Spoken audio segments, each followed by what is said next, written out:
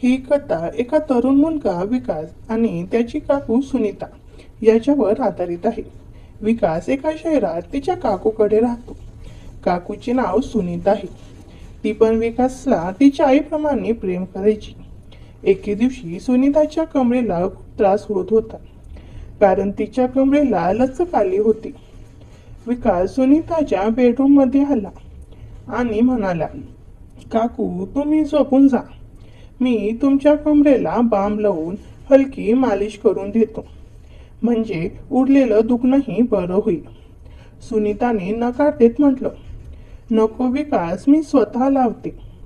विकास म्हणाला, बाम लावणं सोपं आहे, पण मालिश स्वतः करणं कठीण आहे. मी मदत करतो, त्यामुळे तुमचं दुखणं कमी होईल.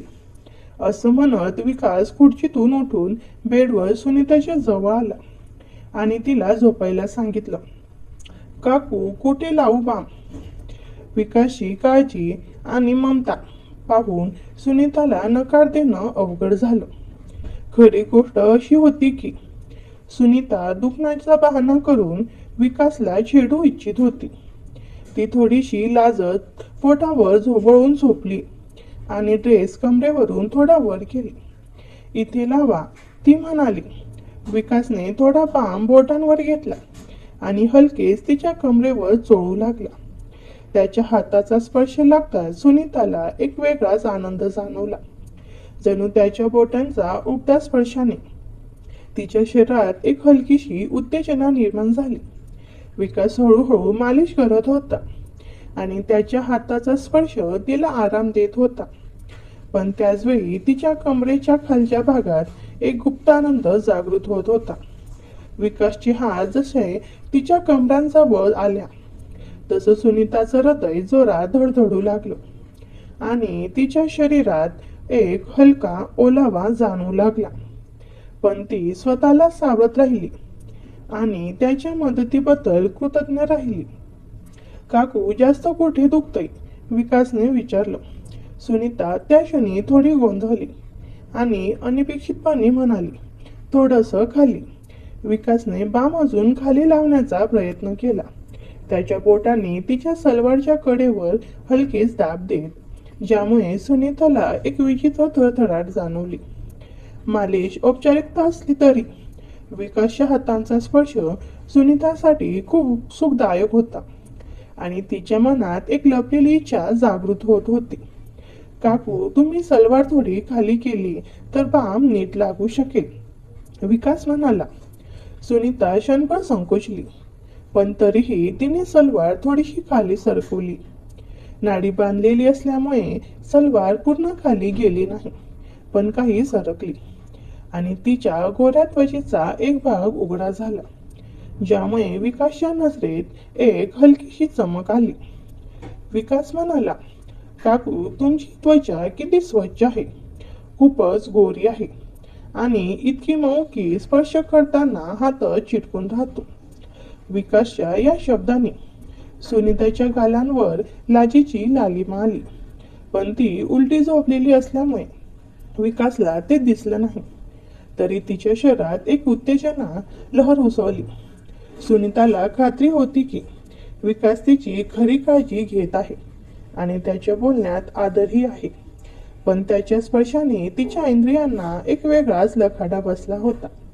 विकासने थोडा वेळ अजून मालिश केली आणि सुनीताने आता ठीक आहे असं म्हटल्यावर तो शांतपणे उठून वरच्या मजल्यावर निघून गेला. सुनीताच्या त्या दिवशी एक वेगळाच आराम जाणवला आणि तिच्या शरीरात राहिलेली ती उत्तेजना तिला रात्रभर जागवत राहिली. कित्येक वर्षांनी कोणीतरी तिला अशा प्रकारे जिव्हाळ्याने पाहिलं होतं, ज्यात काळजी आणि आपुलकी दडलेली होती, पण त्यात एक लपलेली कामकुवता होती. विकासबद्दल विचार करत करत ती केव्हा झोपी गेली तिला कळलंही नाही. दुसऱ्या दिवशी सकाळी तिची झोप ताजीत्वाने उघडली. अंघोळ करून ती नीटनेटके तयार झाली आणि काळ्या रंगाचा सुंदर ड्रेस घातला, सोबत उंच पांढरे हिलचे सँडल्स. इतका हलका मेकअप करून ती स्वयंपाकघरात नाश्ता बनवू लागली. नाश्ता करताना ती पुन्हा पुन्हा दरवाजाकडून जिन्याच्या दिशेने पाहत होती. विकासच्या कामावर जाण्याची वेळ झाली होती. नाश्ता तयार करून ती बाहेर आली तेव्हा विकास जिन्यातून खाली उतरत होता. आज तर खूपच सुंदर दिसताय काकू तुम्ही. वाटतं कालच्या मालिशचा छान परिणाम झाला. विकास हसत म्हणाला. त्याची नजर सुनीताच्या पोशाखावरून सरकत तिच्या पेन्सिल हिल सँडल्सवर थांबली आणि तिच्या उघड्या पायांच्या बोटांवर एक क्षण थांबली. सुनीता ही स्मित करून म्हणाली, असर तर झाला, पण तुला कसं कळालं? विकास थोडा लाजत म्हणाला, काकू तुम्ही आज नेहमीसारखे हिल्सचे सँडल घातले म्हणून वाटलं की कंबरदुखी गेली असावी आणि ते सँडल्स तुमच्या पायांना इतके चांगले लुक देतात. सुनीता हसली आणि म्हणाली, अगदी बरोबर ओळखलंस. ती पुढे म्हणाली, चल डायनिंग टेबलवर बस, मी नाश्ता घेऊन येते. दोघेही बसून नाश्ता करू लागले. याच दरम्यान विकासने सुनीताला विचारलं, काकू तुम्ही कधी साडी नाही घालत का? सुनीता म्हणाली, घालते ना, पण खूप कमी, वर्षातून 1-2दा, तेही एखादा खास प्रसंग असेल तर. का विचारलंस? विकास म्हणाला, नाही, फक्त मी तुम्हाला कधी साडीत पाहिलंच नाही. मला वाटतं साडीमध्ये तुम्ही खूपच सुंदर दिसाल आणि ती तुमच्या वळणदार आकृतीला अजूनच आकर्षक बनवेल. मग निघताना विकास बोलला, काकू रात्रीचं जेवण मी बाहेरून घेऊन येईन, तुम्ही करू नका. सुनीता हसत म्हणाली, ठीक आहे. विकास पुढे म्हणाला, आणि काही लागलं तर मला सांगून ठेवा, मी येताना घेऊन येईन. सुनीता म्हणाली, नाही, मला अजून काही लागत नाही. आणि विकास बाहेर गेल्यावर सुनीता घरातील छोट्या मोठ्या कामात गुंतून गेली. सुनीता वरच्या मजल्यावर जाऊन विकासची खोलीही आवरू लागली. तेवढ्यात तिला बेड खाली काहीतरी कापड दिसलं. ती खाली वाकून ते बाहेर काढते तर तिचे डोळे आडच्याने विरळे झाले होते. तो एक पांढऱ्या रंगाचा रेशमी अंतर्वस्त्र होता, कदाचित एखाद्या मुलीचं. सुनीताने ते नीट पाहिलं आणि तिला लगेच समजलं की हे कुणाची वैयक्तिक वस्तू आहे, जी चुकून इथे राहिली असावी. तिने ते बाजूला ठेवलं आणि पुन्हा खोली साफ करू लागली. तेवढ्यात तिला 3 दिवसापूर्वीची घटना आठवली. रोहित आणि रीता याच खोलीत होते. तिला वाटलं की हे कपडे बहुधा रीताचेच असावे. सुनीताने वस्त्र उचलून पाहिलं तर त्यावर काही पांढरे डाग होते. ते पाहून तिला समजायला वेळ लागला नाही की ते दोघे कसे आहेत. ते डाग सिनेमेचे होते, ज्याने सुनीताच्या मनात एक विचित्र कल्पना निर्माण झाली आणि तिच्या शरीरात एक हलकीशी उत्तेजना जागृत झाली. त्या डागांकडे पाहता तिचा विचार दुसऱ्या जगात हरवला, जिथे ती स्वतःला विकासाच्या स्पर्शाने कल्पना करत होती. खोली आवरून झाल्यावर सुनीताला पुन्हा एकदा अंघोळ करावीशी वाटली. सकाळी विकासने साडीचा उल्लेख केला होता म्हणून अंघोळ करून तिने निळ्या रंगाची प्रिंटेड साडी घातली आणि सोबत सिल्वर रंगाचे पेन्सिल हिल सँडल्सही घातले. विकास येण्याची वेळ जवळ आली होती आणि तो संध्याकाळी 4 वाजताच घरी आला. सुनीताने दार उघडताच विकास तिला एकटक पाहू लागला. त्याची नजर तिच्या साडीच्या वळणांवर आणि उघड्या कमरेंवर थांबली. सुनीता हसत थोड्या अटकळत्या अंदाजात म्हणाली, असं काय पाहतोस? विकास हसत म्हणाला, खरंच काकू, आज तुम्ही या साडीत खूपच सुंदर दिसत आहात आणि ती साडी तुमच्या आकर्षक आकृतीला अजूनच उघड करते. असं म्हणून तो आत आला. त्याने सोबत रात्रीचं जेवणही आणलं होतं. काकू, मी वर जातो फ्रेश व्हायला, कृपया करून 1 ग्लास शरबत करून द्याल का? सुनीताने हसून होकार दिला. विकास वर गेला, तयार होऊन खाली आला तेव्हा त्याने टी-शर्ट आणि शॉर्ट घातले होते. सुनीताने शरबत बनवून ते आपल्या बेडरूममध्ये आणलं, जिथे कूलर चालू होता. विकास खोलीत आला आणि समोरील खुर्चीवर बसला तर सुनीता बेडवर पाय खाली सोडून बसली. दोघांनी विविध गोष्टींवर गप्पा मारल्या. याच दरम्यान विकासने विचारलं, काकू, आता कमरेचं दुखणं कसं आहे? सुनीता हसत म्हणाली, अरे आता तर मी अगदी ठीक आहे. काल तू खूप छान मसाज केलीस. विकासने त्याचा शरबताचा ग्लास बाजूच्या टेबलावर ठेवत म्हटले, काकू कृपया आरामात झोपा. मी तुला आणखी बामने मसाज करून देतो, जेणेकरून तुला आणखी बरे वाटेल. सुनीताने नकार दिला आणि म्हणाली, नाही विकास, मी आता पूर्णपणे ठीक आहे. पण विकास म्हणाला, काकू तू नेहमीच माझ्यासाठी खूप काही करतेस. मी तुझ्यासाठी इतके काही करू शकत नाही का? सुनीताला प्रतिकार करता आला नाही आणि रिकामा ग्लास टेबलावर ठेवत म्हणाली, ठीक आहे बाबा, तू सहमत नाहीस. मी झोपेन. आधी मला माझे सँडल काढू दे. ते काढण्याची गरज नाही. काकू, सुंदर सँडल तुमच्या सुंदर पायांचे सौंदर्य वाढवत आहे. तू असं झोपू शकतेस. विकास खेळकरपणे म्हणाला. सुनीता त्याच्या बोलण्यावर हलकी हसली आणि बेडवर झोपली. तिने साडी घातली होती, म्हणूनच तिची कंबर विकासच्या नजरेत होती.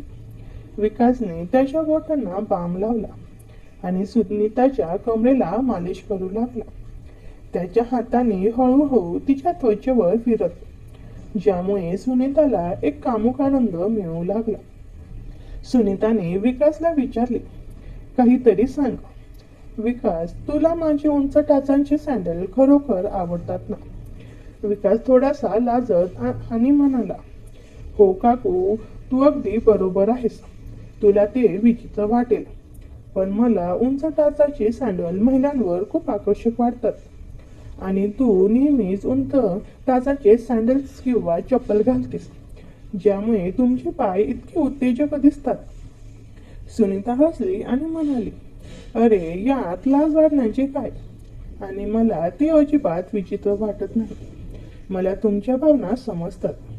विकासचे हात तिला खोलवर शांत करत होते, पण त्याचवेळी तिच्या शरीरात एक उत्तेजनाची लाट उसळत होती. हळूहळू त्याचे हात खाली सरकू लागले, तिच्या कमरेच्या कडेवर पोहोचले आणि सुनीताच्या श्वासाला वेग आला. सुनीताचा विनोदी मूड पाहून विकासने थोडे धाडस केले आणि म्हणाला, काकू, तुमची त्वचा खूप मऊ आहे. तुम्हाला हवे असेल तर तुम्ही तुमची साडी थोडी खाली करू शकता, जेणेकरून मी व्यवस्थित मालिश करू शकेल आणि मी तुमची साडी घाणेरडी करणार नाही. सुनीताला थोडी लाज वाटत होती. तिने मसाज सोपा करण्यासाठी तिची साडी थोडी सैल केली. आदल्या रात्री मसाज केल्यानंतर तिला खूप आराम मिळाला होता, म्हणून तिने जास्त गोंधळ घातला नाही. सुनीताने तिची साडी सैल करताच विकासने ती हळूहळू खाली खेचली, जेणेकरून तो तिच्या कमरेला व्यवस्थित मसाज करू शकेल आणि त्याच्या बोटांनी तिच्या उघड्या नितंबाच्या वरच्या भागाला हलके स्पर्श केला, ज्यामुळे सुनीताला एक तीव्र उत्तेजना जाणवली. पण त्या क्षणी सुनीताला जाणवले की तिने घाईघाई चूक केली असेल आणि तिला थोडे अस्वस्थ वाटत असेल. तिने पटकन तिची साडी समायोजित केली आणि विकासला एकही भूमिका घेण्याचा इशारा केला. विकास सुनीताच्या कमरेला हळूहळू खोलवर आराम देत होता. ती मसाजचा आराम अनुभवत होती आणि तिने अपेक्षा घेतला नाही. विकास मसाज करत राहिला, हळूहळू हात खाली करत होता. त्याच्या बोटाने तिच्या पेटीकोट खालच्या भागात सरकत आणि सुनीताच्या शरीरात ओलावा वाढत होता.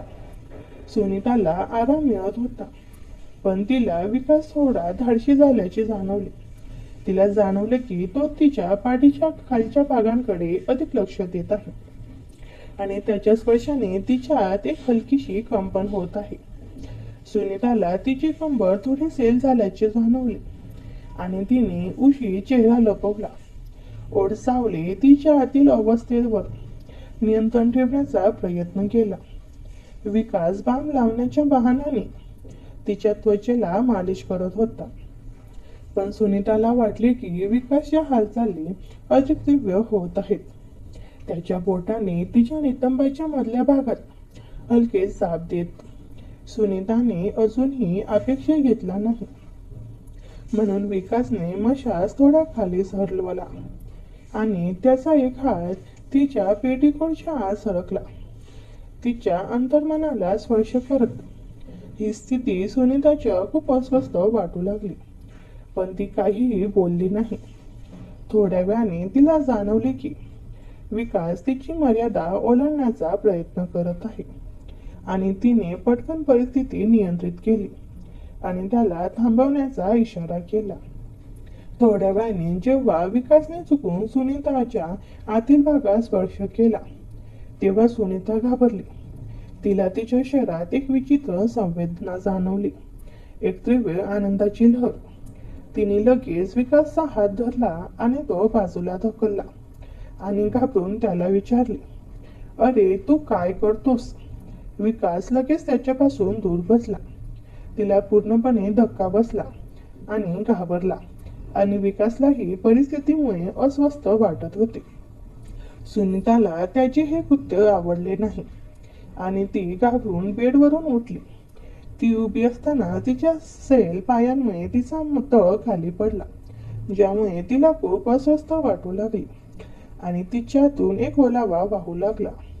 सुनीताने लगेच परिस्थिती हाताळण्याचा प्रयत्न केला आणि पटकन खाली वाकून तिची साडी आणि पेटीकोट उचलू लागली.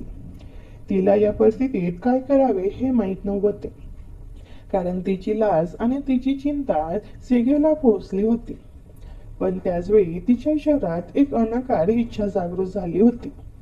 तिने स्वतःला शांत करण्याचा प्रयत्न केला, पण विकासने तिची चिंता लक्षात घेतली आणि तिला शांत करण्यासाठी बेडवर बसण्यास सांगितले. सुनीता विकासला म्हणाली, मला माफ करा, पण हे आता योग्य वाटत नाही. आपण थांबायला हवे. विकासने तिच्याकडे दुर्लक्ष केले आणि थांबला नाही. त्या संध्याकाळी सुनीता आणि तिचा भाडेकरू विकास अशा टप्प्यावर पोहोचले की ते अचानक जवळीक साधू लागले. सुनीताचा श्वास जलद झाला आणि तिचे शरीर थरथर कापू लागले. तिच्या मनात एक विचित्र गोंधळ निर्माण झाला, जो ती नियंत्रित करू शकली नाही. सुनीताने परिस्थिती पूर्णपणे समजून घेण्याचा प्रयत्न केला, तरी ती स्वतःला थांबवण्याच्या किंवा काही बोलण्याच्या स्थितीत नव्हती. ते कोणत्याही संभाषणाशिवाय पुढे जात राहिले. विकासच्या जवळीकतेने तिला आराम मिळाला, पण त्याला थांबवण्याऐवजी सुनीताने त्याला पुढे जाऊ दिले. सुनीता गोंधळली होती आणि काय होत आहे ते समजू शकत नव्हते. तिच्या मनात एक शांतता होती, तर तिचे शरीर एका स्थितीत अडकले होते. विकासने सुनीताच्या शरीराला त्याच्या पद्धतीने अनुभवत त्याची जवळीक वाढवली. मग सुनीताने वेळ वाया न घालवता लगेच ओठांवर ओठ टिकवले. 5-10 मिनिटांनंतर विकासला पण सुनीता काकूंची एकटेपणाची भूक समजून गेली आणि मी पण तिच्या गालावरून हळूच हात फिरवला. ती शहारली. तिचे श्वास वेगात वाढायला लागले. तिच्या गळाचा खालचा भाग खाली वर होऊ लागला. विकास लगेच तिच्या ओठांवर ताबा घेतला आणि पापी घेऊ लागला. तिने डोळे बंद केले. आता काकू सुद्धा त्याला प्रतिसाद देऊ लागली. काकूला खूप दिवसापासून हे सर्व मिळणार होते, म्हणून ती अधिक शहारत गेली. विकास तिच्या मानेवर पापी करायला लागला आणि एका हाताने तिची सुंदर व्यक्तिमत्वाला स्पर्श करू लागला. ती प्रभावित होऊन चुळबुळ करायला लागली. हा खेळ 10 मिनिट चालला. सुनीता आता रंगात आली होती. ती उत्तेजित होण्यास सुरुवात झाली होती. विकास तिला पापी करत तिचे आधार मोकळे केले. ते मोकळे होता समोर स्वर्गाचे 2 डोंगर उभे झाले. विकास हळूहळू त्यांना स्पर्श करायला लागला. काकू सळसळत होती. तिचे आवाज येत होते. ती सुसकाटे टाकीत होती. विकास अधिकच वेगात स्पर्श करत होता. तिच्या त्या हरकतीने ती आता प्रचंड प्रभावित झाली होती. ती जोरजोरात श्वास घेत होती. विकासचेही पुरुषी अस्तित्व खूप दाटून आले होते. तिचे सुंदर व्यक्तिमत्व हाताळायला लागले. ती उसळत जोरजोरात श्वास घेत होती. ती खूप उत्साहित झाली होती. ती पण फुल रंगात होती. म्हणून विकासने सांगितल्याप्रमाणे तिने पोझिशन घेतली. विकासने तिचे राहिलेले कपडे एका मिनिटात बाजूला केले आणि ती पूर्ण मोकळी झाली होती आणि ती सुंदर नाजूक चाफे कळी त्याला अधिक आकर्षित करत होती. विकास लगेच अस्तित्व मोकळे करत तिच्यावरती ठेवून कचकन स्वारी केली. तशी सुनीता किंचाळली. तिच्या डोळ्यातून पाणी आले. विकासने तिच्याकडं लक्ष दिलं नाही. तिने विकासला उचकवलं होतं. त्याच्या बदल्यात विकास अधिक प्रभाव टाकू लागला. सुनीता ओरडली.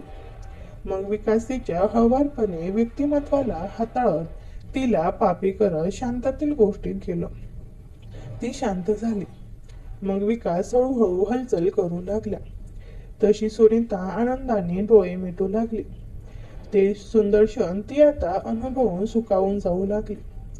विकास आता तिचा तळ गाठू लागला. तशी ती मादक सुस्काटे टाकायला लागली. विकास एक लयीत हालचाल करत होता आणि ती स्वर्गीय सण साठवत होती. ती विकासच्या अस्तित्वाचा पुरेपूर आनंद घेत होती. काकू म्हणाली, काय रे तुझी ताकद? तुझ्यात तर तुझ्या काकापेक्षा 4 पट जास्त ताकद आहे. खरंच आहे, जसं दिसतं तसं नसतं हे मला आज समजलं. विकास म्हणाला, तुम्हाला अजून पाहायचं आहे का?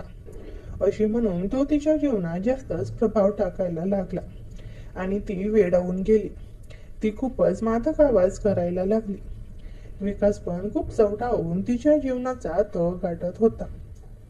म्हणून त्याला काही भान राहिला नव्हता, कारण त्याला एक अप्रतिम सुख मिळत होता. सुनीताच्या चेहऱ्यावरचे भाव सारखे आनंदाने बदलत होते.